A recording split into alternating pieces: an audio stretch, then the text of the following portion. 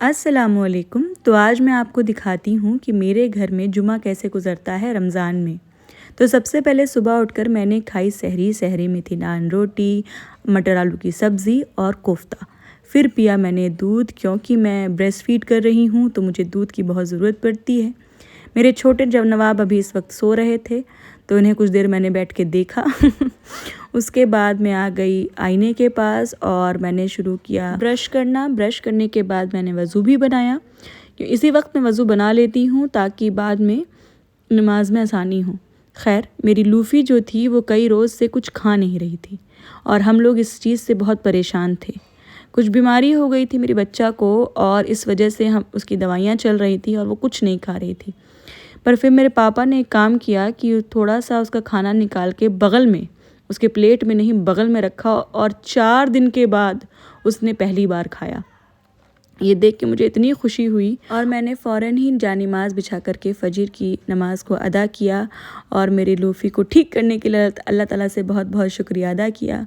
मेरी बच्चा जब बीमार थी, मेरा दिल किसी चीज़ में नहीं लग रहा था, मुझे लग रहा था कि बस किसी तरीके से वो ठीक हो जाए। खैर, देखते देखते मेरे बेटा जी भी उठ गए क्योंकि उनको भी अपनी सहरी चाहिए थी। तो उन्हें उनकी सहरी खिलाने के बाद मैं गई अपने बड़े बेटे के पास, जो खेलते खेलते इस तरह से सो गया था।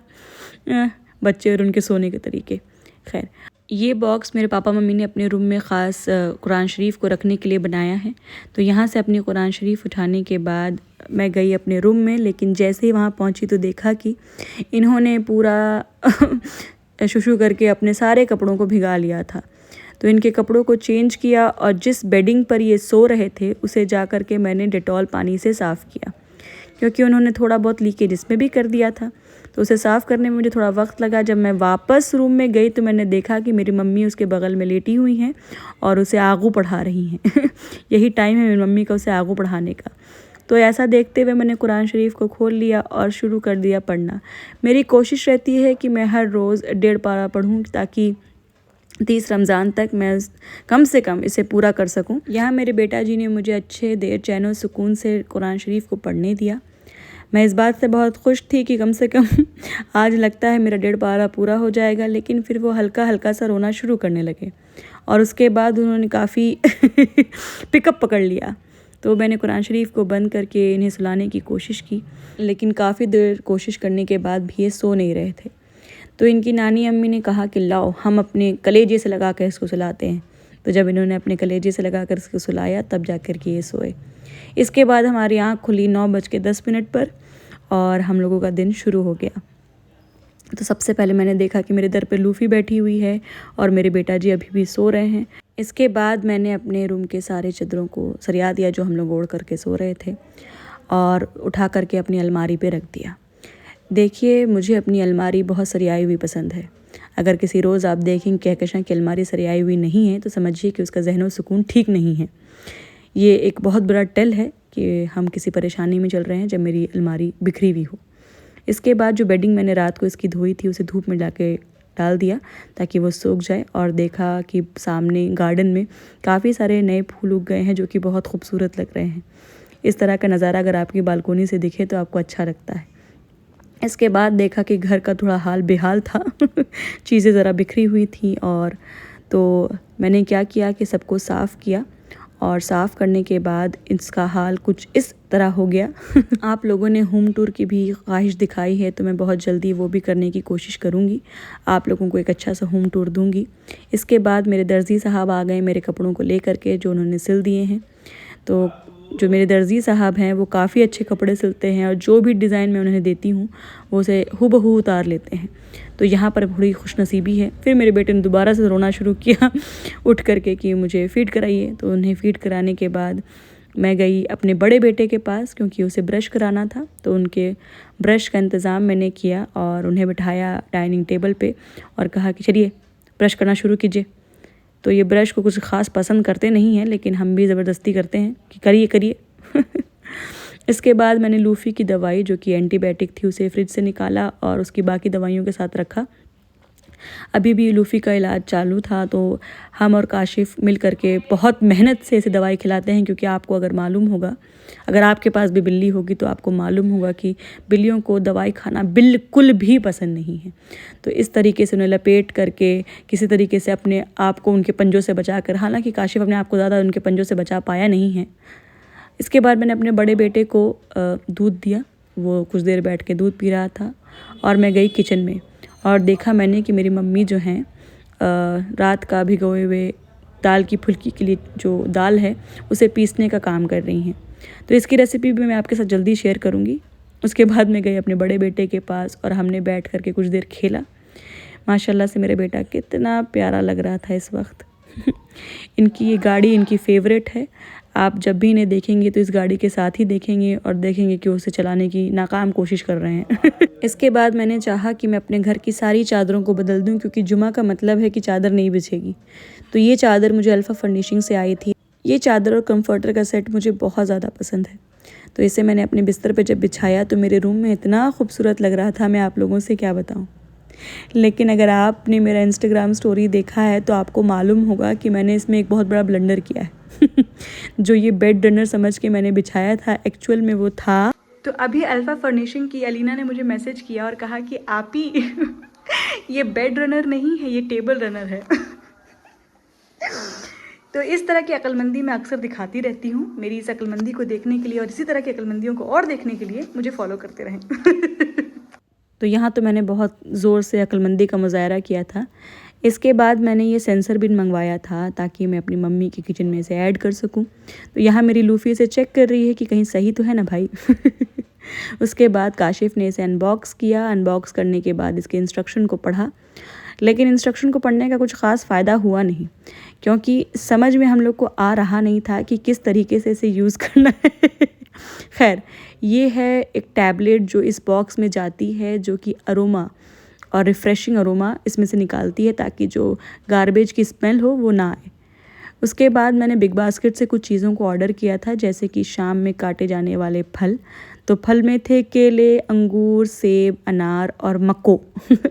मक्को को देख के मुझे खाने का दिल किया था। साथ ही ऑर्डर किया था मैंने ये गार्बेज बैग, जो कि इको फ्रेंडली है। और फाइनली हमें समझ में आ गया कि ये जो अरोमा बॉक्स है ये कहाँ जाएगा। तो एक डबल साइड टेप भी सेंसर बिन के साथ मिली थी, जिसे आप चिपका करके अपने डस्टबिन के अंदर इसको अटैच कर सकते हैं। तो वही काम मैंने किया फाइनली। काफ़ी देर से हम लोग सोच रहे थे कि आखिर ये बॉक्स जाएगा कहाँ। तो मालूम पड़ा कि इस तरह से चिपकता है, इसमें टैबलेट को डाल करके जिसमें से खुशबू आती है, आप इसे ऐसे चिपका सकते हैं। इसके बाद किचन में कीमा समोसा की तैयारी चल रही थी, क्योंकि जुमा का मतलब है कि कीमा समोसा बनेगा आज इफ्तार में। और मेरी मम्मी के हाथ का कीमा समोसा इतना मज़ेदार होता है, आप लोगों को रेसिपी में बहुत जल्दी शेयर करूँगी। इसके बाद जाकर के मैंने पापा मम्मी के रूम का भी चादर बदल दिया। ये भी चादर मुझे अल्फ़ा फर्निशिंग से ही आई थी और काफ़ी खूबसूरत लग रही थी मेरे पापा के रूम में। इसके बाद मैंने अपने पापा को अपने बेटे के साथ बिठाया और कहा कि पापा मैं जा रही हूँ, मुझे नहाना है, कि जुमा में नहाया नहीं तो फिर जुमा कैसा। तो ये कपड़ा मैंने निकाल के रखा था कि मैं नहाऊँगी, और ये सारे प्रोडक्ट्स मैंने यूज़ किए। फिर मैंने ज़ोहर की 12 रकात को अदा किया और कुछ देर बैठ के अपने बेटे के साथ उसे अपनी गोदी में लिटा करके दुआ वगैरह मांगी। या अल्लाह ताला मेरे बेटे को सेहतयाब कर दीजिए, उसकी ज़िंदगी को आसान बनाइए। खैर, उसके बाद हम लोगों ने बहुत ज़रूरी शक्लें बनाई कैमरे को देख करके। देखिए, ये भी बहुत ज़रूरी होता है करना। उसके बाद एक और पार्सल मेरा आ गया। ये पार्सल मैं बहुत एक्साइटेड थी रिसीव करने के लिए, क्योंकि ये है मेरे ईद का जोड़ा, जो कि मैंने मंगाया है योर लिबास से। और इंशाल्लाह मैं आप लोगों को ज़रूर दिखाऊंगी ईद में कि मैंने इसे कैसे स्टाइल किया। ये आउटफिट मुझे इतनी ज़्यादा पसंद है, मैं आपको बता नहीं सकती हूँ। इसके बाद मैं निकली गली से बाहर, क्योंकि मुझे ख़रीदने थे बैटरीज़, क्योंकि मेरे सेंसर बिन में 6 बैटरी लगती है और मैंने अक्लमंदी में सिर्फ 4 मंगाई थी बिग बास्केट से। तो मैंने सोचा कि अब बिग बास्केट से 2 बैटरी क्या मंगाना, जाके गली में ले ही आती हूँ। लौटते हुए देखा कि मेरे पापा जा रहे थे दूध लेने। उसके बाद मैं आ गई ऊपर और जो मैंने फल मंगाए थे उन्हें काटना शुरू कर दिया। सबसे पहले मैंने काटा अनार, क्योंकि अनार को काटना बहुत बड़ा काम है और मुझे अपनी ज़िंदगी में कभी समझ में नहीं आया कि उसे ऐसे कैसे काटूं कि उसका रस बाहर ना गिरे। तो मैं अक्सर अनार काटते हुए आधे अनारों का मर्डर कर देती हूँ। तो यहाँ मेरी अम्मी आ गई हैं और वो भी चीज़ों को मेज़ पे लगा रही हैं। इसके बाद हम सब ने मिल कर के रोज़ा खोल लिया और यहाँ मैं खा रही हूँ कीमा समोसा। और जो देख रहे हैं जो सबसे बड़े रोज़दार हैं वो सबसे बड़ा हाथ मार रहे हैं कीमा समोसा पे। पकड़ा उनसे जा नहीं रहा था क्योंकि काफ़ी गर्म था, लेकिन कोशिश पूरी जारी थी। इसके बाद इन्होंने सोचा कि चलो जब ये नहीं खा पा रहा हूँ तो अंगूर ही खा लेता हूँ। और फिर मेरे बेटा जी उठ गए, क्योंकि ये एकदम लाजिम है कि जैसे ही मगरिब की अज़ान होती है इनका रोना चालू हो जाता है। ये उठ गए तो मैंने इन्हें उठाकर अपनी गोदी में ले लिया और मैं बैठ गई खाने के लिए। इफ़्तार की रौनक तो यही है कि आप अपने अपनों के साथ बैठ कर के खाएँ, तो जो रोज़ा रखने की थकन होती है, जो प्यास होती है, सब एक सेकंड में गायब हो जाती है। और जब मेरी अम्मी इतना अच्छा इफ़्तार हर रोज़ हम लोगों के लिए बनाती हैं, उसका तो क्या ही कहना। अल्लाह ताला ने हमें बहुत ही खुशहाल हाल में रखा है, तो जितनी शुक्रिया अदा किया जाए उतना कम है। तो अभी तो ये कुछ खाते नहीं हैं, लेकिन मेरे साथ बैठ के ज़रूर खाते हैं। इसके बाद मैंने जल्दी जल्दी चाहा कि मैं अपनी मगरिब की जो नमाज़ है उसे अदा कर लूँ। तो मगरिब की नमाज़ को अदा करने के बाद मैं वापस चली गई मेज़ पर और मैंने जो मेज़ बिखरी हुई थी उसे समेटना शुरू कर दिया और सारी चीज़ों को समेट करके मैं किचन में ले गई। अब मैं आप लोगों को दिखाती हूँ कि जो सेंसर बिन मैंने मंगाया है वो किस तरह से इस्तेमाल होता है। काफ़ी मज़ेदार है इसको इस्तेमाल करना। तो आप क्या करते हैं कि छिलके वगैरह को उसके पास ले जाते हैं और ये सेंस करके ऑटोमेटिकली खुल जाता है और आप इसमें डाल देते हैं। इसके बाद मैंने मेज़ को वापस से वैसा बना दिया और अपने बेटे के कपड़े बदले, क्योंकि उन्होंने फिर एक एक्सप्लोसिव डायपर किया था। उसके बाद मैंने अपने बड़े बेटे को बैठ के रात में आलू पराठा खिलाया टमाटो केचप के साथ। पता नहीं बच्चों को टमाटो केचप इतना कैसे पसंद आ जाता है। तो ये सब कुछ करते करते रात का काफ़ी वक्त हो गया था और जब तक मैंने खाना शुरू किया रात के 11:15 बज चुके थे। तो इसके बाद जल्दी से मैंने खा पी करके सोना चाहा, क्योंकि अब मुझे बहुत ज़्यादा नींद आ रही थी। तो आप लोगों से इंशाल्लाह अब अगले व्लॉग में मुलाकात होगी। अल्लाह हाफिज़।